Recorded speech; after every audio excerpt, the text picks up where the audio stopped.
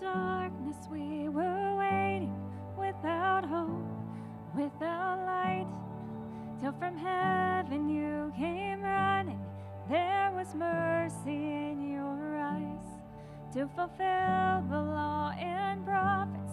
To a virgin came the word, from a throne of endless glory to a cradle in the dirt.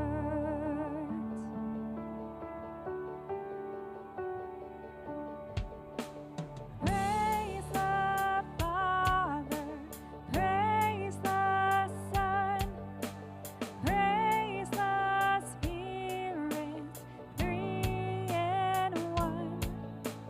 God of glory, majesty, praise forever to the King of Kings. To reveal the kingdom coming and to reconcile the lost, to redeem the whole creation. You did not despise the cross, for even in your suffering you saw to the other side, knowing this was our salvation.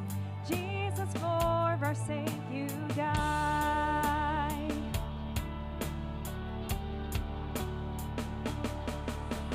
Praise the Father, praise the Son, praise the Spirit, three in one.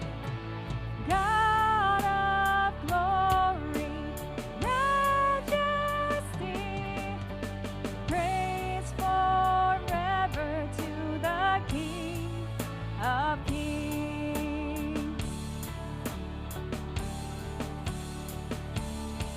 In the morning that you rose, all of heaven held its breath, till that stone was moved for good, for the Lamb had conquered death.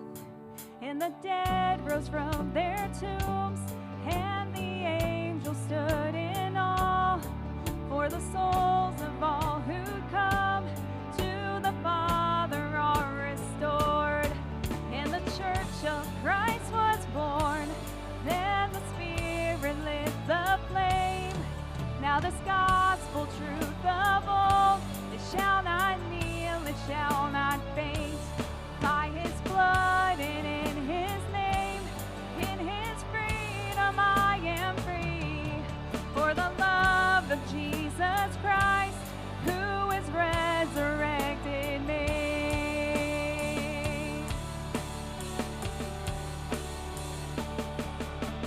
Praise the Father, praise the Son, praise the Spirit, three in one. God of glory, majesty, praise forever to the King of Kings. Praise forever to the King of Kings.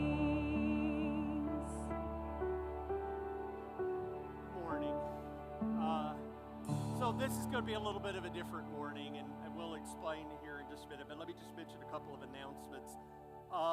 The Teen VBS Helper Meeting is this Wednesday, the 17th, from 2 to 4. So this Wednesday, the 17th, from 2 to 4. Adult Volunteer VBS Meeting is on Wednesday, the 24th, so the next week from 2 to 4. And I want to just mention a couple of things. The church is going to be a little bit weird for a week or two, so just get used to seeing foil and all kinds of science fiction-y kinds of things. Just know it's all for a good cause. This is all for VBS, and everybody gets into it. And so just bear with us. There are things that we still need. Apparently, you can't find cake frosting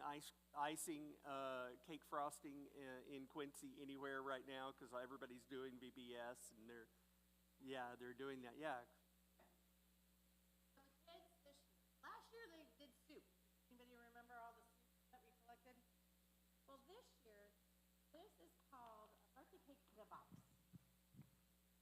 be loud. I'm loud. I don't need a microphone. Yeah, but the online. Oh, online. So you're gonna have to hold I'll it. hold it. I can't. So this is birthday in the box. So what this goes to is food pantries, Guanada, Connects, anybody that services the area for the underprivileged. Okay, and what it is it is a cake mix. We used a dark soda, but you usually use a white soda because you don't want it to Sprite or 7-Up. right. Ginger ale. Or ginger ale. And we put, so the cake mix, the pan, and some candles, and you use the soda as the egg and oil replacer, and it creates a cake mix. It creates the cake. And then that way, the person has a birthday cake, because we think everybody has the right to be celebrated, even if you're not, if you don't have the money to go out and buy it. So this is our community craft, what's it called? A project with a purpose. Project with a purpose that they'll be doing during VBS. So the kids will be making a birthday card, and they'll be putting these together. And then we'll wrap them in saran wrap, and then we'll deliver them to the different organizations. Yeah. So that's what that is. In case you were like, I don't understand why we need lots of cake mix. Our goal is 60. Okay? Our goal is 60 cakes, which would be great, because then all these different organizations would get them, and we can even put them in other food pantries that we know of, like Payson has one. Yeah. So why not bless them too? Okay. Yep. Sure, yeah. Yeah. I volunteer as tribute. Yeah, I'm happy to. I'm happy to do that. Okay, so now let's do this, because my son is thinking, can we just get this over with? So Wesley's homeschooled. He's been homeschooled since kindergarten. Forever. And he's going to QU in the fall, and allow me to gush just a little bit. Most of his tuition is paid for because I'm a QU professor, but there was still a small portion of his tuition, and he submitted a portfolio and was given a talent scholarship in the art department for the remainder of his tuition. So I was, yeah, completely self-taught. So so I'm very thankful for that. So he'll be going to QU in the fall, and so we don't have a graduation because it's homeschooling, and we've got several homeschoolers that are coming up in the next couple of years. So we are going to do homeschool graduation through our church for the people that are part of our church, and those that want to. So if you'll just bear with us for just a second, because we've got to do the picture and everything. But I want to give Wesley his official diploma. So come up. You got to come up.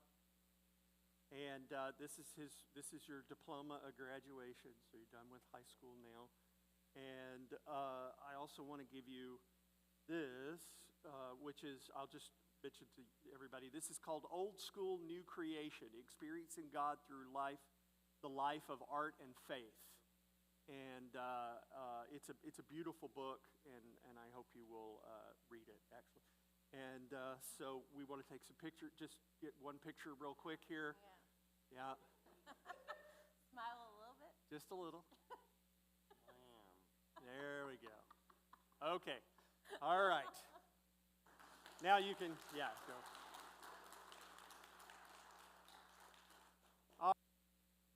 Much for indulging us in all of that. Like I said, we'll have some more next year, the same thing. So 2 years. Sorry, 2 years. Yeah.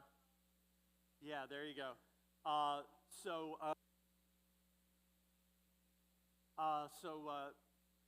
Thank you. Yeah.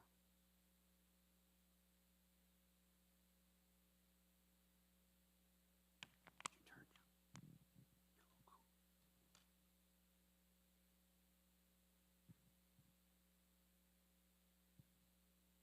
Well, with that, will everyone please stand with me and join for worship?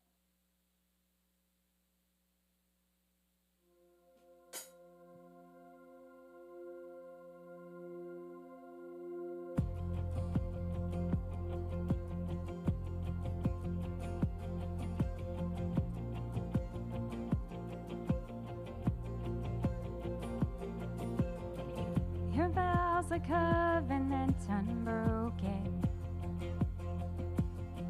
You've made it known through history. Your love will never be unfaithful. Never walk out on me. Never walk out on me. I have no reason to doubt you. Who you have been, you'll always be. And though the future's still unfolding, with everything I've seen, how could I not believe that you are a promise keeper? Your word will never fail. My heart can trust you, Jesus. I won't be overwhelmed, and my eyes are gonna see miracles and victories. You are a promise keeper. Your word will never fail.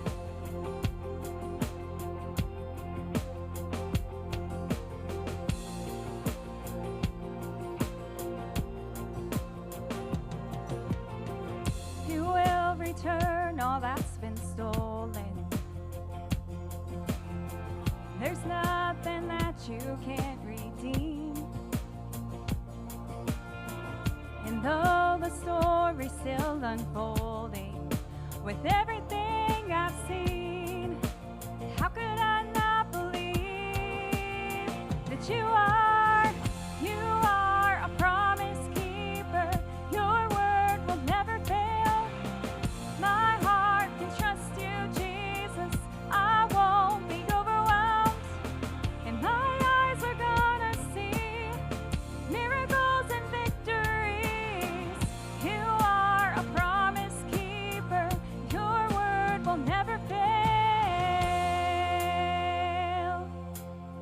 I know your word will never fail.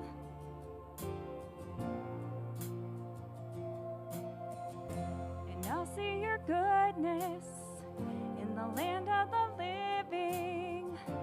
I'll see your goodness right here, right now. 'Cause you know the ending before the beginning. And I know that you have worked all things out. And I'll see your goodness in the land of the living. I'll see your goodness right here, right now. 'Cause you know the ending before the beginning. And I know that you have worked all things out. 'Cause you are a promise keeper. Your word will never fail. My heart can trust you, Jesus. I won't be overwhelmed, and my eyes are gonna see miracles and victories. You are a promise keeper. Your word will never fail. And I'll see your goodness in the land of the living. I'll see your goodness right here, right now. 'Cause you know the ending before the beginning. And I know that you have worked all things out. And I'll see your goodness in the land of the living. I'll see your goodness right here, right now. 'Cause you know the ending before the beginning. And I know that you have worked all things out.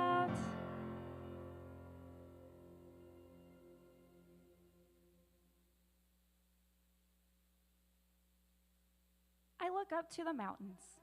Does my help come from there? My help comes from the Lord, who made heaven and earth. He will not let you stumble.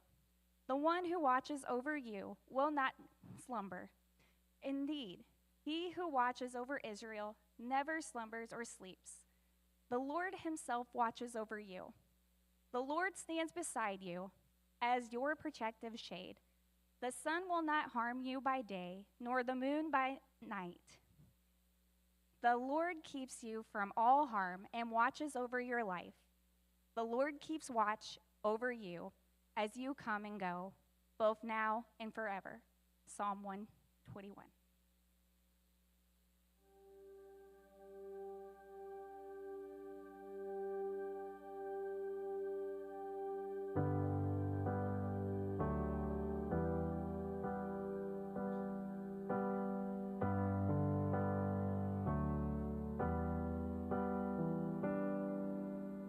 Grand earth has quaked before, moved by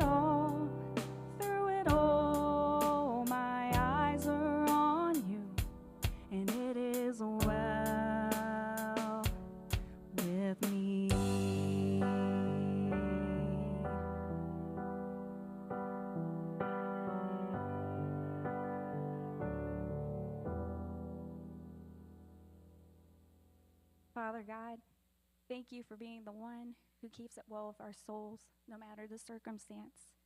I want to thank you so much for this time of worship that we've had together, and thank you for this time that we had together to celebrate Wesley's graduation.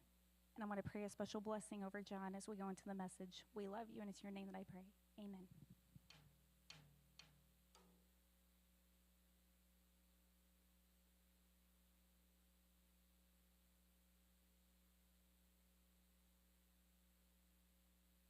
Chapter 5, the book of Acts.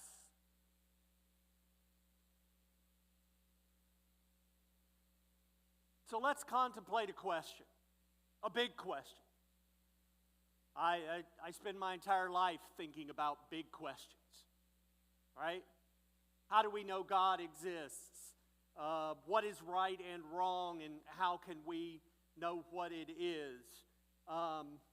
What is end-of-life decision-making like? Those are the kinds of questions that I spend my most days thinking about and teaching. But way more important than that are the questions about our relationship with God. So here's the question that I want you to contemplate. And I hope that this question actually haunts you a little bit during the week. Forgive me. What does it mean? What does it mean to obey God rather than human authorities? What does it mean to obey God rather than human authorities? That is the big question. And that is the question in this chapter. As I've been studying the book of Acts, as we launch from Pentecost, and I don't know, I just felt the Spirit of God telling me to continue in the book of Acts, to really just study this. So we're going to study it for a while, and I don't know exactly how long we're gonna go, but we're gonna study it for a little while. So I hope that's okay with you. And as I've been looking at this, I have begun to think about it. I guess maybe it's because I grew up in an age of television, and now there's Netflix and all of the other stuff, that I think of this, when I look at this and I read the book of Acts, I think of it as like episodes in a series. You know what I mean? Like last time the episode was, the title screen comes up, and it's "Look upon their threats," right? That was the big idea in chapter 4. And in chapter 5, it would have to be, we must obey God rather than men. That's the title of this episode in our story. And if it helps you to think of it that way, then I hope you will. The second thing that I would also like to mention to you is that as I've started studying this book of Acts, I've started praying something, and I would like to invite you to pray it with me. And I say this with some trepidation, because I don't know what God might do. I have no idea, what he might do. But I want and have started praying the following: Lord, fill this, your church, with your Spirit, that we might speak boldly. Amen.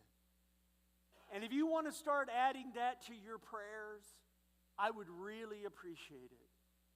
Lord, fill this, your church, with your Spirit, that we might speak your word boldly. I don't know what God will do with that.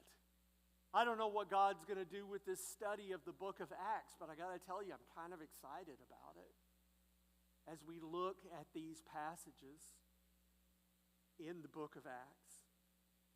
So what does it mean to obey God rather than men? When we start with the book of chapter 5 of Acts, we notice that there are two things that are going on. Luke is starting to do this thing where he has a scene cut. You know, those of you that watch TV shows, you know, it's like there's a wipe screen, right? So the scene starts off inside the church, and then there's going to be a scene wipe, and it moves to sort of a big picture of the city of Jerusalem. Because Jesus has already given them the invasion plan. You will be my witnesses in Jerusalem, Judea, Samaria, and the uttermost parts of the earth. That's the battle plan. That's the map, right?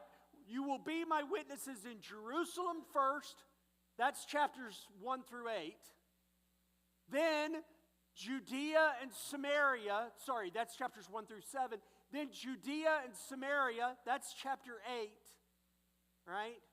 And then the uttermost parts of the earth, that's 9 through the rest of the book.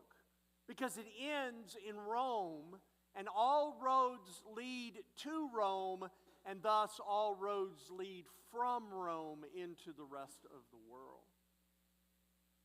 So Luke takes us into an interior scene. If you've ever read a script, it starts interior church, right?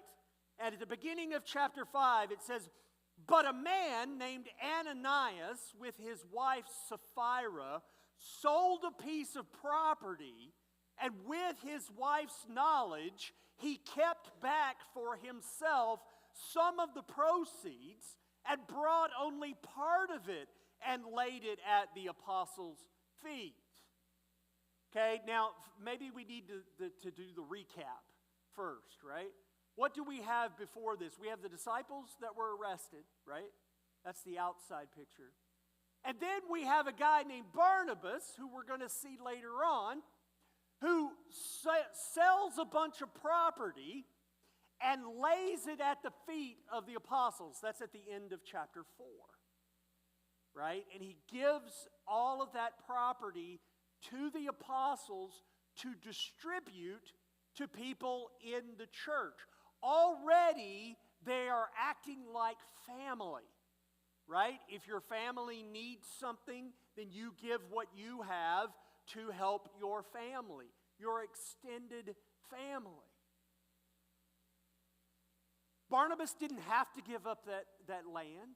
It didn't already belong to the church. This wasn't communism, okay? This wasn't socialism. This was, he freely gave up his property and gave it to the church. This church has existed because of the kindness of people giving up their property for the continuation of this church.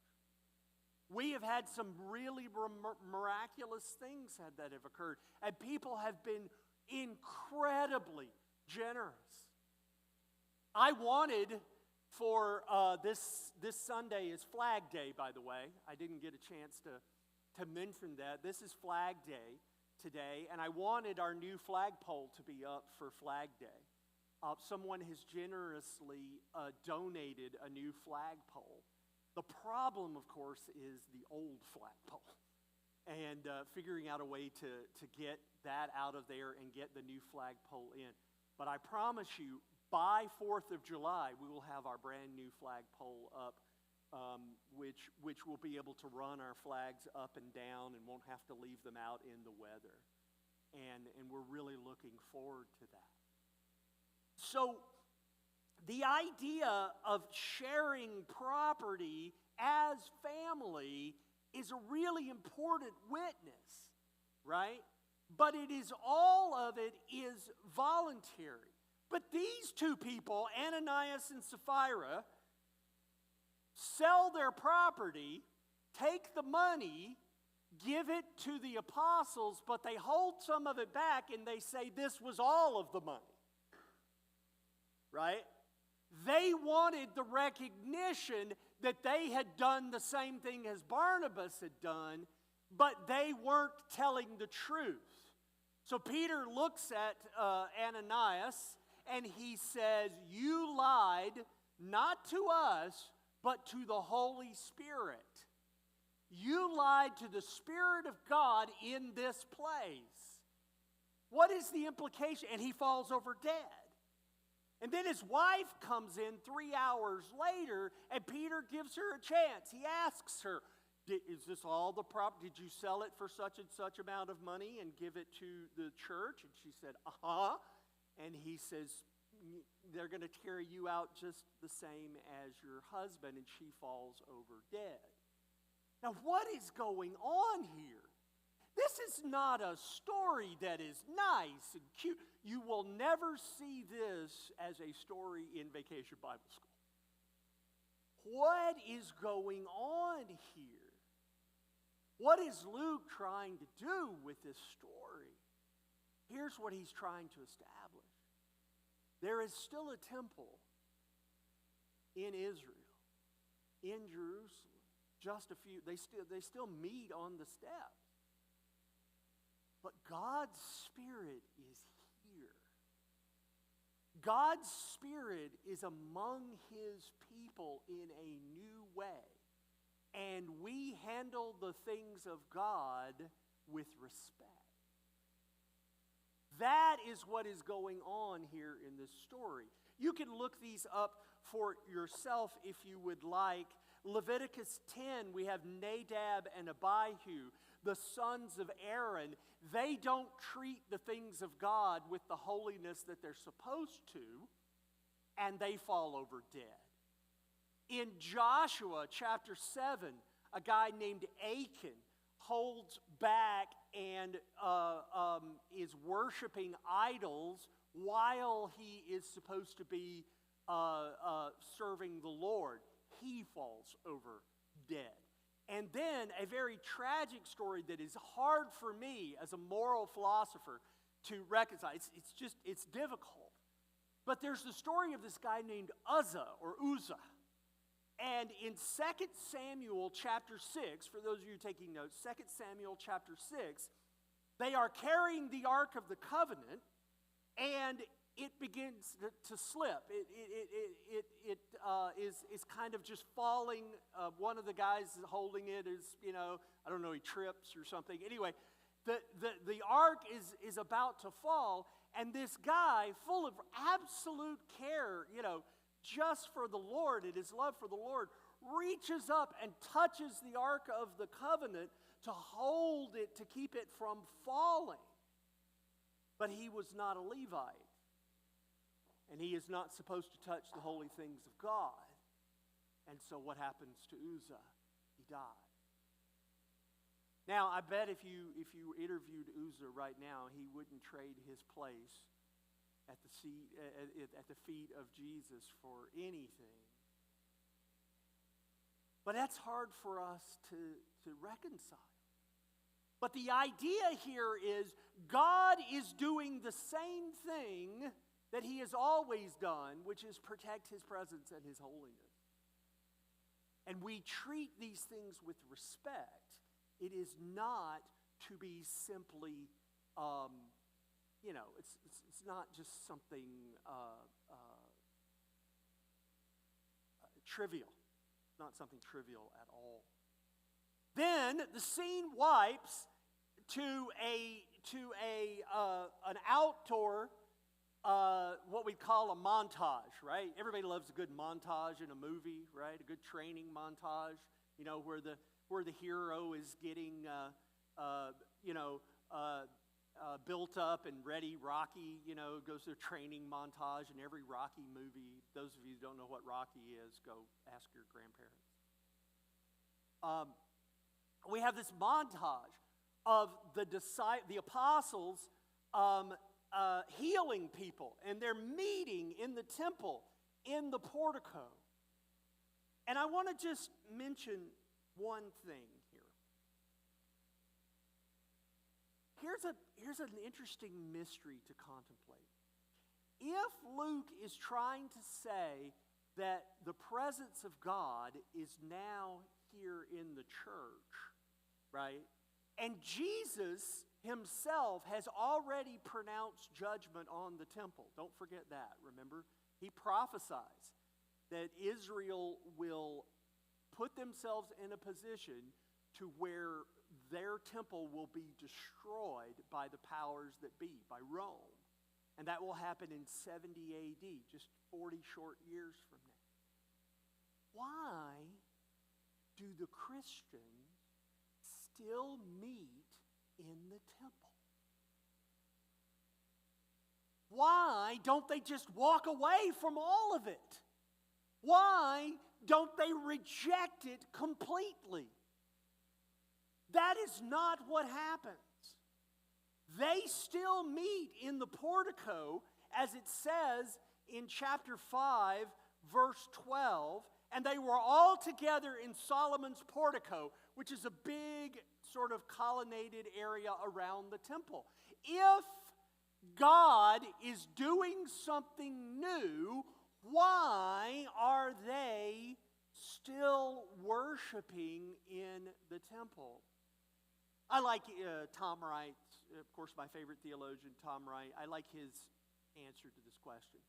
He says, we in the West have a tendency to be either or. He thinks that this is a product of the Enlightenment, which is a philosophical movement that it would take me about a week to explain. But the Enlightenment essentially says we can get all of the things of God through pure reason. All the things that we need from society, from community, from all that, from pure reason. And this leads to kind of either or thinking, right? Left, right? Very dichotomy, royalist or democracy, right? Like all these either or kinds of things. But for the early Christians, it's not an either or, because Jesus kind of gave them the pattern, which is the time is coming and is now here. Do you remember when he says this to the woman at the well? Maybe you do.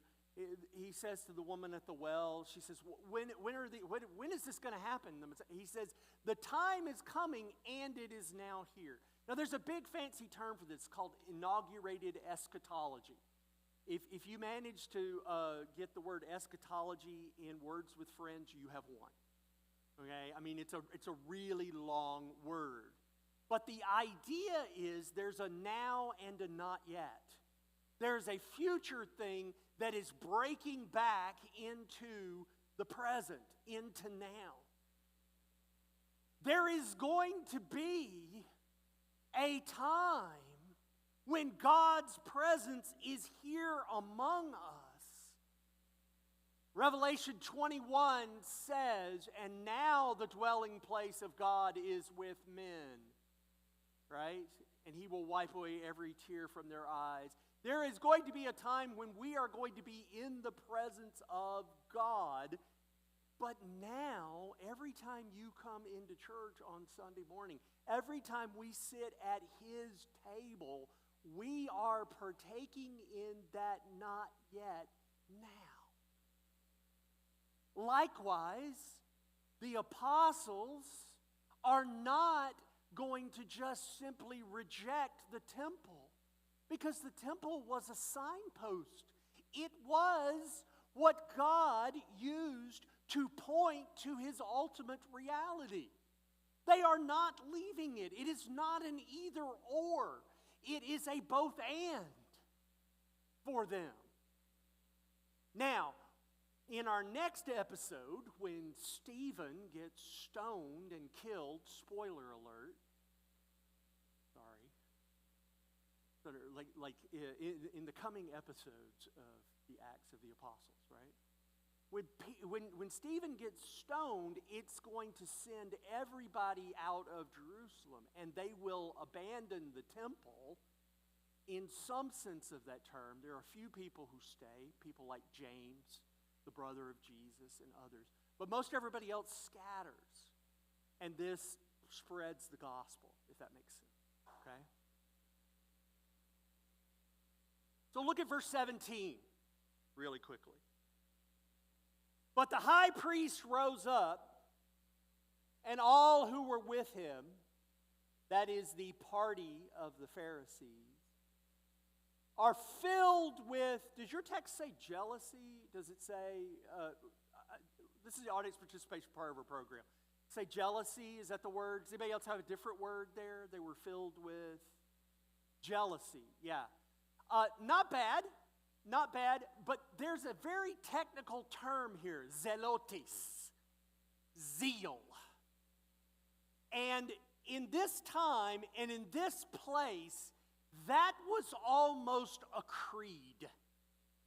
And the idea was it came from a faction of Judeans that believed that it was sometimes necessary to use violence to protect the will of God. So that sometimes one needed to resort to violence to make sure that God's purposes and plans were carried out. Zelotes. Paul himself says, I was a zelotes. I was one of those people who believed that it might be necessary to rise up in revolt that is simmering in Jerusalem. So why do I mention this? When it says that they were filled with zeal, you need to understand that the lives of the apostles are in grave danger. Because the conversation probably went something like this. We should kill them. We should kill them. We should round them up and we should kill them. All 12 of them. Or is it how many are there? There's 12? Yeah. We should kill them. Absolutely. Well, what do you mean? The Torah says that the zeal for the Lord means that people, and then they'll start telling stories about all of the people who protected the Lord. When Moses said, those who were on the side of the Lord over here, and those who are on the side of the rebels over here, and then the earth opened up and swallowed up the rebels. Sometimes you just got to do it. That's the idea. We should just kill them. And so, what do? They arrested the apostles. Not just Peter and John this time, the apostles. All of them. They rounded them up. But it says, but during the night, an angel of the Lord opened the prison doors and brought them out and said, go and stand in the temple and speak to the people all the words of, say it with me, this life. This isn't just Jesus. This is a movement. They are in prison awaiting execution because of the zelotes, right? And so they are there, and an angel appears, breaks off all of their chains, and says, go into the temple courtyard. Not go hide, go into the temple courtyard and preach all of the words of this life. Not just that Jesus rose from the dead, but a new life is available. Let me say it to you this way. There is a new way to be human. There is a new species walking on the earth. And it is fueled by the Spirit, not by the flesh.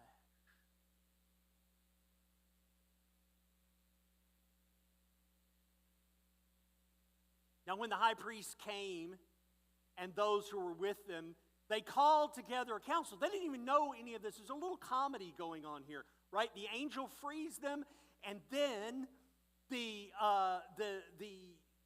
Pharisees and the Sadducees, they all get together, they get the Sanhedrin together, and they're like, okay, bring them in.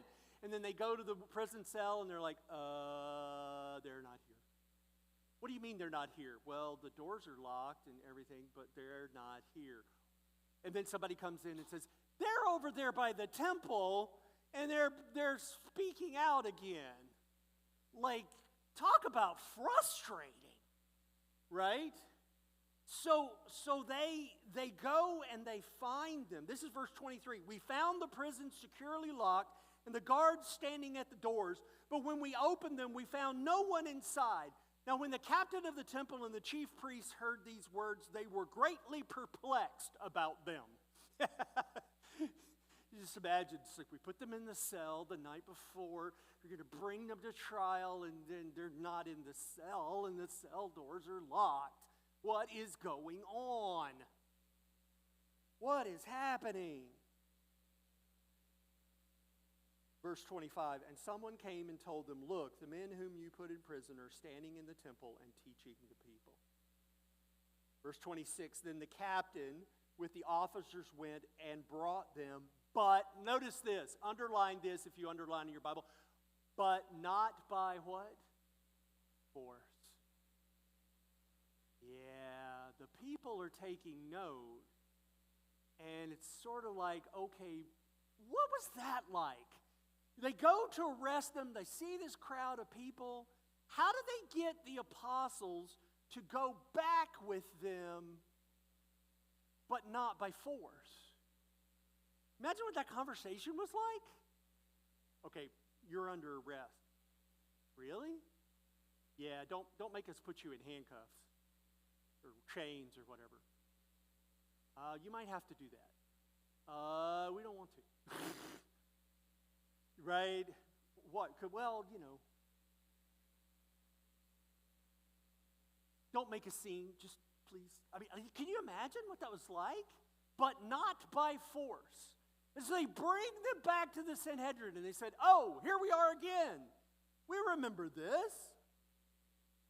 Verse 29. Verse 28. They say to him, you people are vexing us. You guys, oh goodness, I'm really late. I'll stop. You guys are vexing us. You want to bring this guy's blood on our head. In other words, you're trying to get the people to say that we were the ones who killed this Jesus. Yeah. That's exactly what Peter says. But Peter and the apostles answered, we must obey God rather than men. The God of our fathers raised Jesus, whom you killed by hanging him on a tree. God exalted him, and we are witnesses to these things. What does it mean to obey God rather than men? Interestingly enough, from this picture, we get just three things. And I just want to mention these and then we'll stop, okay? Number one, it means that you may face persecution. But notice that the apostles didn't just endure the persecution, they rejoiced in it. Notice the last verses of chapter 5. Then they left the presence of the council, rejoicing that they were counted worthy to suffer dishonor.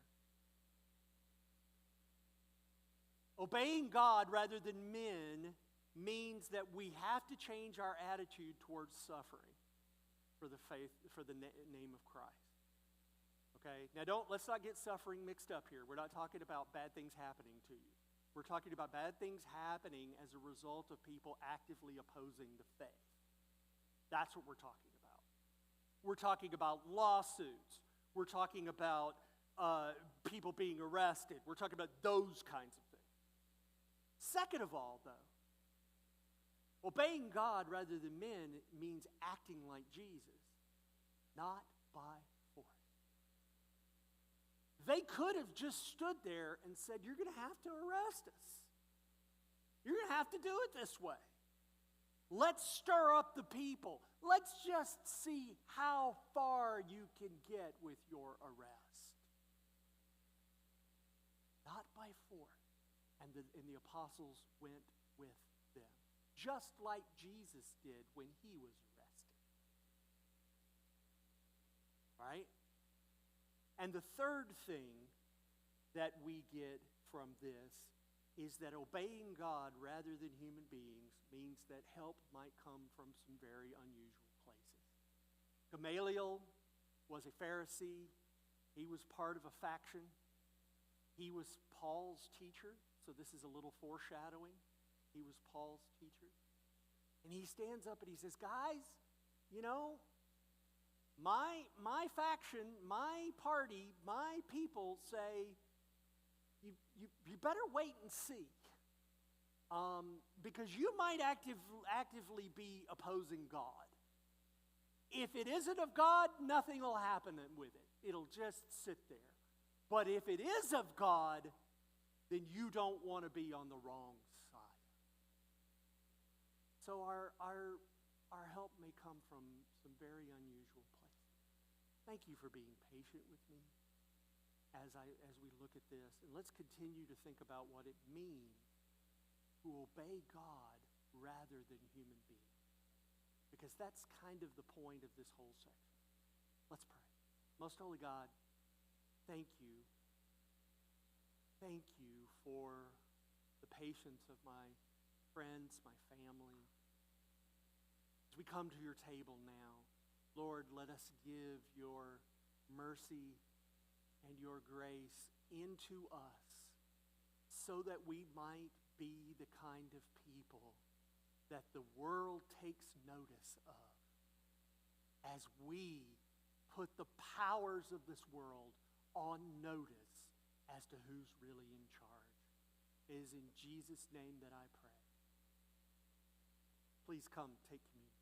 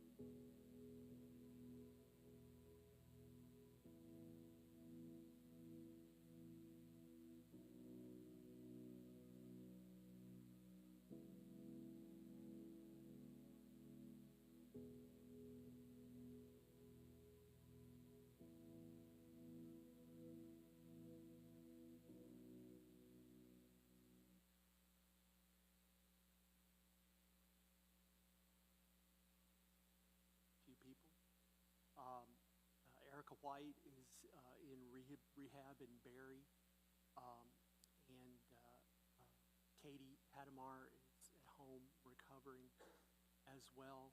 There are other people that I'm sure that I'm trying to think of. Joyce Riggs' family who experienced a death in the family. Please pray for them as well. Let me dismiss you. Most holy God, fill us, your church, with your Spirit, that we might speak boldly of the words of this life.